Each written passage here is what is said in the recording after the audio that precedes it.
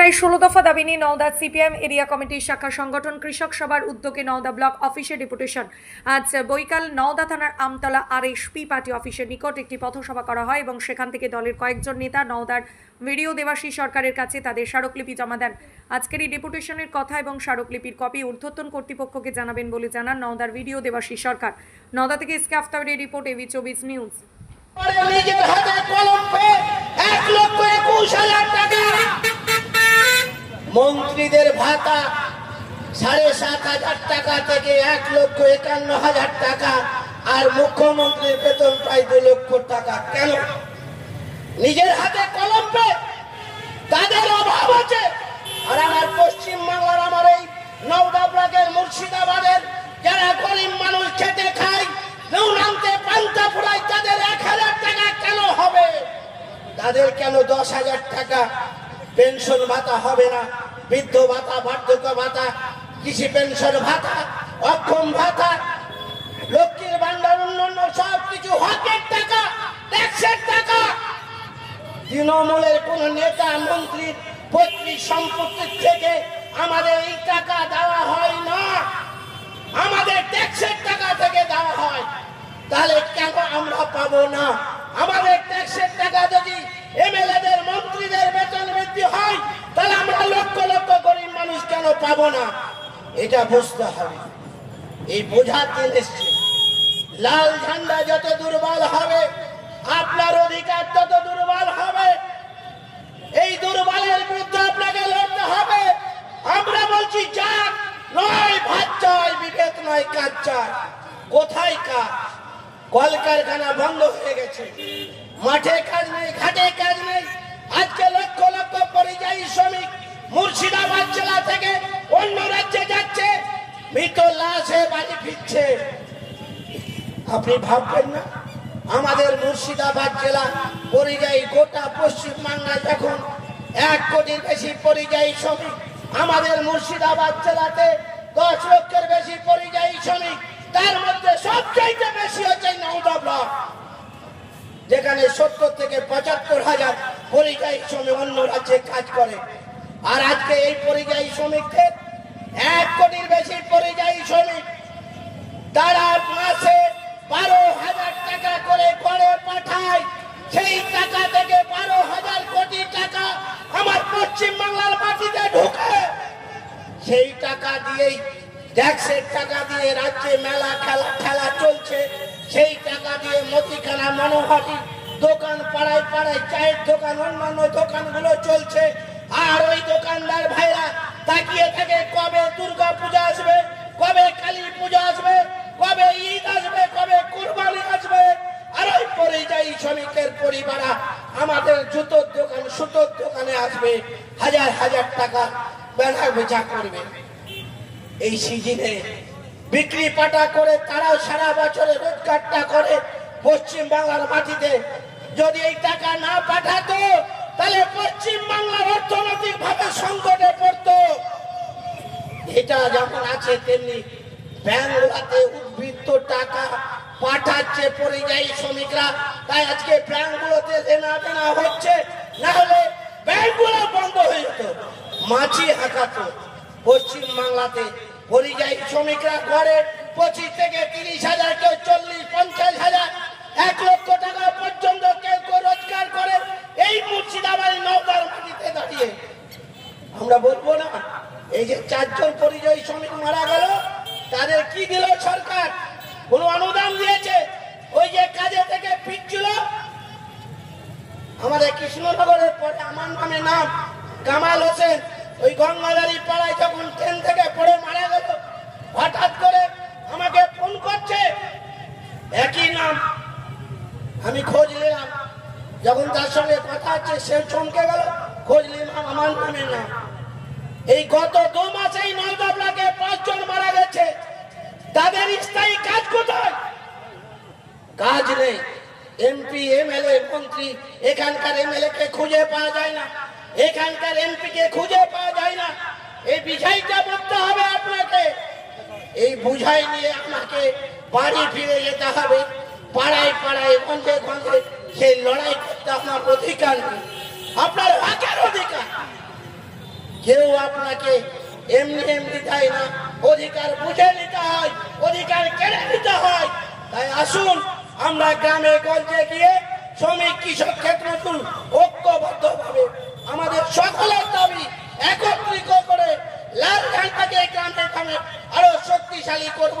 আর ওই দুর্বৃত্ত, ওই লুটেরাজ, তোলাবাজ, কাটমানিবাজদের বিরুদ্ধে লড়াই সংগ্রাম করতে হবে। সেই শপথ আজকে গ্রহণ করবে। আজকে যে দাবিগুলো আছে, আজকে যারা প্রতিনিধিগুলো নিশ্চয়ই বলবে যদি আজকে একটা আন্দোলন নয় আরো আন্দোলন করতে হবে, সেই প্রস্তুত রাখবেন। সকলকে ধন্যবাদ, অভিনন্দন জানিয়ে আমার সালাম নমস্কার জানিয়ে আমার কথা শেষ করছি। ইনকলাব জিন্দাবাদ।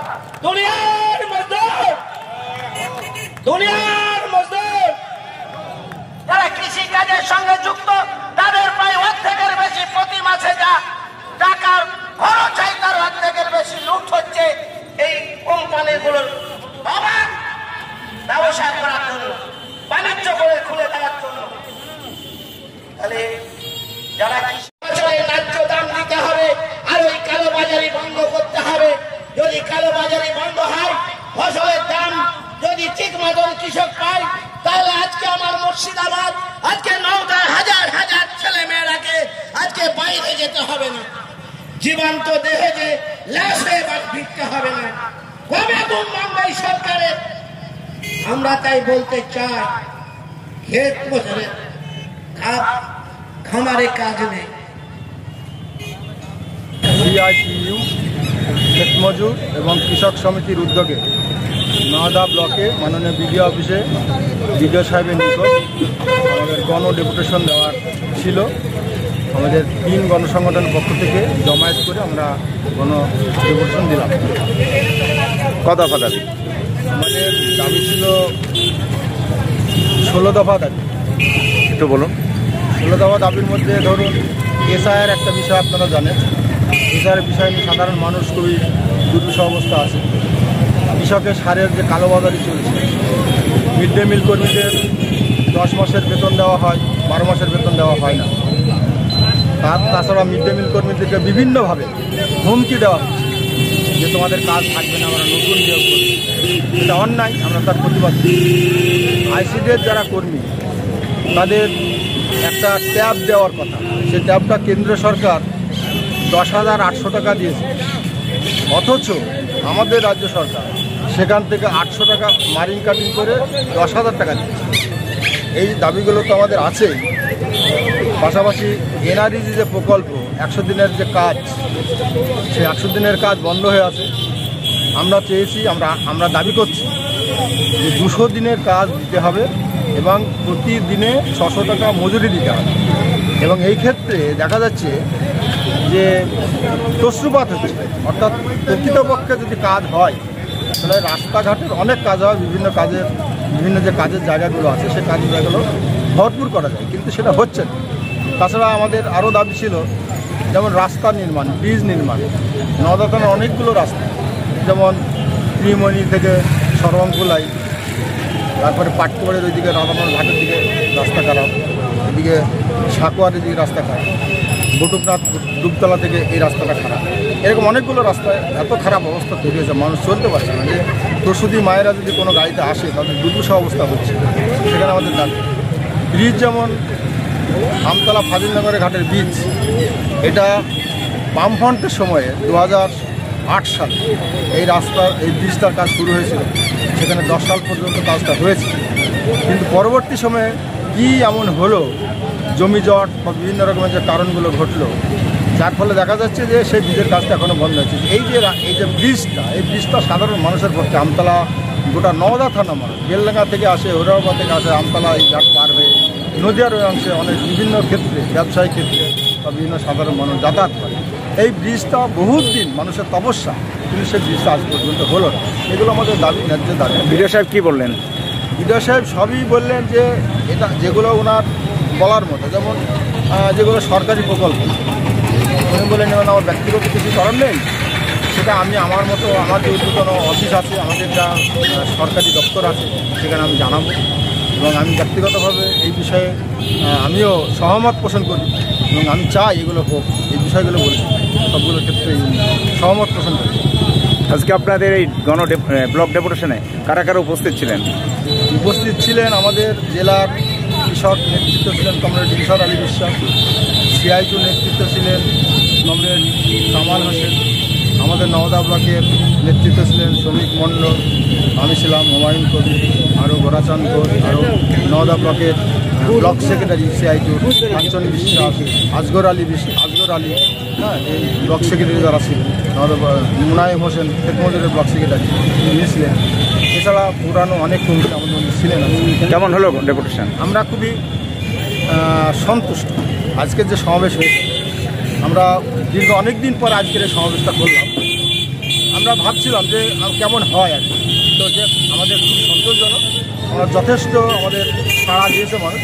নওদা থানার যে 10টা অঞ্চল, প্রত্যেকটা অঞ্চল থেকে টোটো ভাড়া করে, কেউ মোটরসাইকেলে, কেউ বাসে করে, বিভিন্ন দিক থেকে যার যেমন সুবিধা, ভালো জমায়েত হচ্ছে। এই জমায়েতটা আমরা আশা করছিলাম যে আমাদের হয়তো জমায়েত হবে, কারণ মানুষ বলছিল যে আমাদের একটা প্রোগ্রাম করা দরকার। রাজ্যের যা পরিস্থিতি, ব্লকের নওদা থানার যা পরিস্থিতি, তাতে আমাদের একটা বড় জমায়েত করে বিডিও অফিসকে জানান দেওয়া দরকার। সেই জন্য মানুষ ভালো সাড়া দিচ্ছে। আপনার নাম? আমার নাম হুমায়ুন। আনন্দ সংবাদ, শুভ সংবাদ, অনুষ্ঠান বাড়ির সংবাদ, ঐকতান ব্যানকুইট, আমতলা বেলডাঙ্গা বাসস্ট্যান্ড, নওদা, মুর্শিদাবাদ।